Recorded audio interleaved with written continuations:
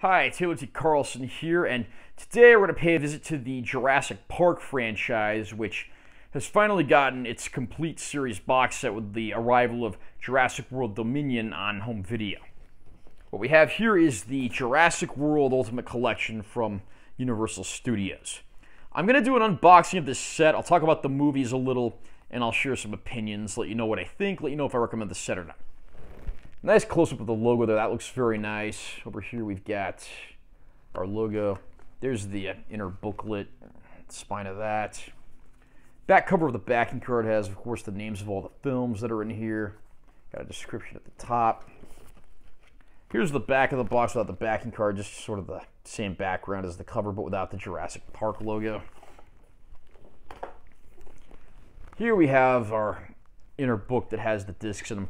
Yes, unfortunately, the people at Universal have once again decided to go with this book-style packaging. This looks very nice, but it is not good for the discs, and it's very easy to get fingerprints on them taking them in and out of this. Not a fan of this kind of packaging, as you'll quickly learn. Now, this does come with a digital copy. Then on the back, you got a Universal Rewards code as well. Here's the inner cover. You get a Blu-ray and a 4K of each movie.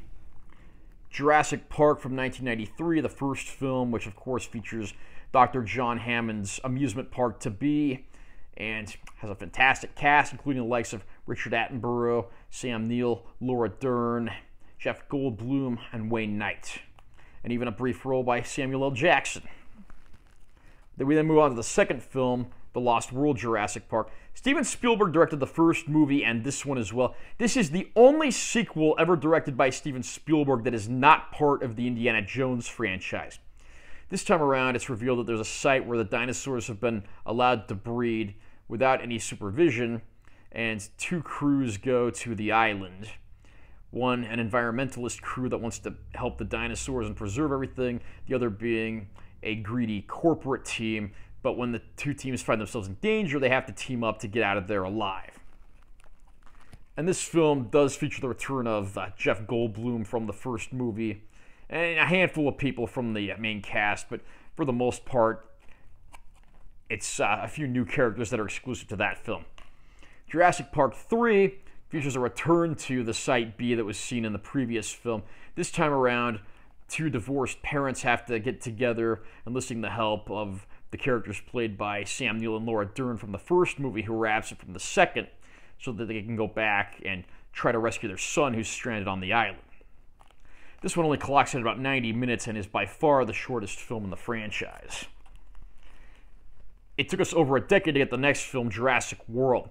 This time around, there is a fully functioning dinosaur park that brings Dr. John Hammond's dream to life, but the corporate greed again takes a position with the recently engineered hybrid dinosaur Indominus Rex breaking loose and wreaking havoc on the park, just creating a terrible mess for everyone. This soft reboot of the franchise brought in a lot of new faces and fresh blood, including the likes of Bryce Dallas Howard and Chris Pratt. It probably was the best film since the original, even if it doesn't quite recapture the human element the original movie had. And then, a few years later, we have Jurassic World Fallen Kingdom. This time around, a team has to return to the remains of the Jurassic World theme park to try to rescue as many dinosaurs as possible. But again, you have the corporate types that want to get their hands on the dinosaurs for auctions on the black market. The final film in the series is Jurassic World Dominion, the most recent one of the bunch. This time around, we have the old cast and the new cast united at last, and they have to team up to take on the Biosyn Corporation, who is creating a scheme involving locusts that are going to destroy all of the world's crops, giving them a monopoly on everything. And it is interesting. The movie, unfortunately, is far too long and has too many subplots, but it is great to see the old Jurassic Park cast interact with the newer Jurassic World cast. And then inside the back cover, we have a look at. This is the Jurassic World theme park as seen in the film Jurassic World. Whereas the front cover is, of course, the prototype Jurassic Park that's seen in the first movie. From what I can tell, all of these discs are reissues of the older Blu-ray discs. These aren't like brand new transfers or anything.